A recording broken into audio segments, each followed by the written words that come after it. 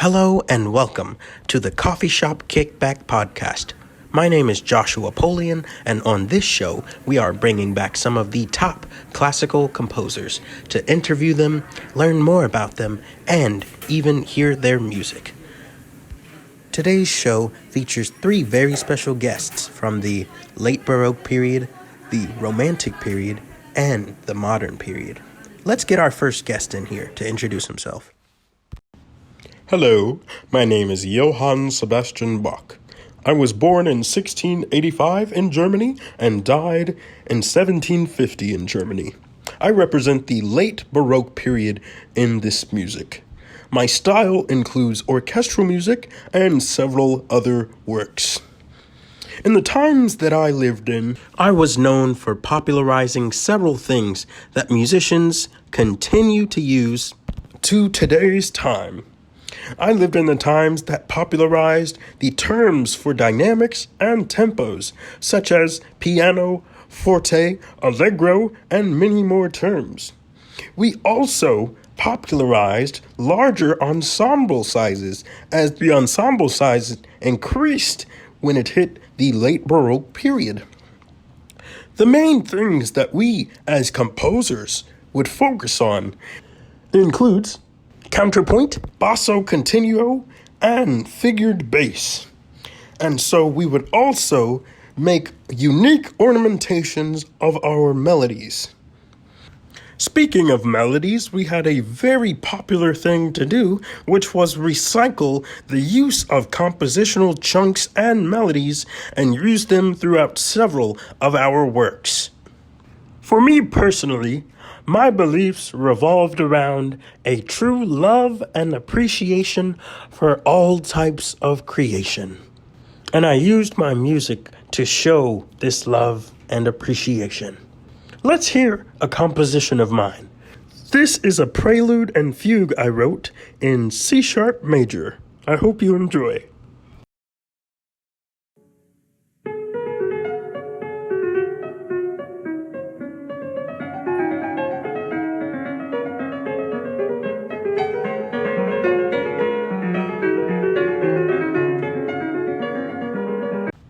Thank you so much, Bach, for sharing your music and sharing a little bit about yourself. Let's hear from our second guest now. Hello, my name is Ludwig von Beethoven, and I was born in Germany in 1770 and died in Austria in 1827. I represent the Romantic period of the music, and my style includes orchestral works and several other works featured in the canon, just like Mr. Bach here. Now, in the times that I lived in, we focused more on the individual, especially the individual longing for things, whether that is unfulfilled love that was unattainable, longing for a homeland that cannot be returned to, or longing for things such as a simpler life or a closer connection with God and salvation. Unlike Bach and other composers from the Baroque period, it was our goal to break the rules of form and add more dissonance to the music. This dissonance and the incorporation of new sounds allowed us to create true emotional experience and tell a story within our music. Music from my time period also was popularized in the Commonwealth due to the new created middle class by the Industrial Revolution and more jobs that were attainable. Let's take a listen to some of my work. This is the first movement from my Fifth Symphony. I hope you enjoy.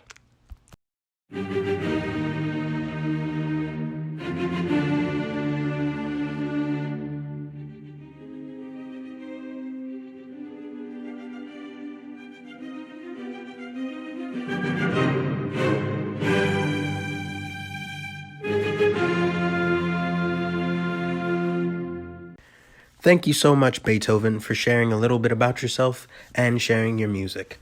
Now let's go to our third guest of the evening. Hello, my name is Claude Debussy. I was born in France in 1862 and died in 1918. I represent the modern music of the late 19th century, early 20th century, and my style is what I like to call symbolism, or what others call impressionism. But as a quote that I've said before, only imbeciles call it impressionism, a term employed with utmost inaccuracy. Anyway, in my time there were four main styles of the music, known as impressionism, primitivism, neoclassicism, and atonality. In my own style of music, I was always seeking to convey a mood. Not as deeply as the Romantic period per se, but we wanted to evoke a certain feeling and create a perspective from the outside looking in. The way I and many others accomplished this was by three main methods. The first method was the use of unusual chords with extensions such as the 9th, 11th, and 13th.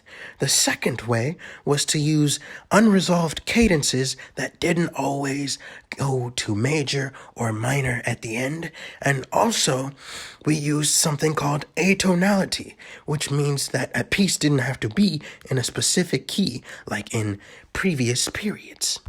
I myself was also very fond of the pentatonic and whole tone scales, which I use in many of my compositions. My personal belief and interest was in mysterious nature, and so in many of my pieces I create a vague or blurred music feeling. Let us take a listen to one of my preludes.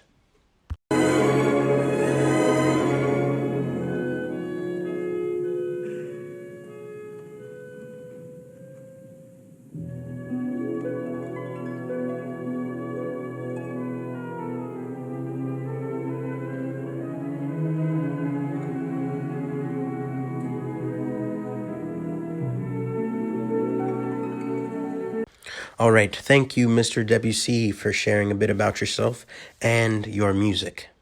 Now, as the final part of this coffee shop podcast, I wanted to get you guys' take and reaction to each other's music. So why don't we start with Bach? What do you think of Beethoven and Debussy's music? Yes, I'll be brief on this, but I think that Beethoven and Debussy's music is just too radical for my tastes. Where is the counterpoint? Where is the organized structure of the music? It has some in Beethoven's music, but Debussy was completely going to the left field. Yes, that is quite a good point, Bach. I see what you are saying. How about you, Beethoven? What do you think of Bach and Debussy's music? Yes, I'll be brief as well, but I believe that I am the perfect medium between these two people. For Bach, I am not going to conform to such counterpoint and exactness of the music, but I still feel like I knew where you are coming from. For Debussy, I also see where you have taken the music, although I have not taken it that far. Very nice. That is a great point, Beethoven. All right, let's hear from you, Debussy. What do you think? Well, I believe that Bach's music is just too complex and has too much counterpoint and structure for me. But for Beethoven, I can see where he's coming from. I can see the changes in the emotion that he's trying to invoke into his music. And I took that feeling. And I respect all of these musicians, but I just had to find my own way. That is my take. All right, you have heard it here, folks. This has been a great episode of the Coffee Shop Kickback Podcast. I'm Joshua Polion, your host, and we are out.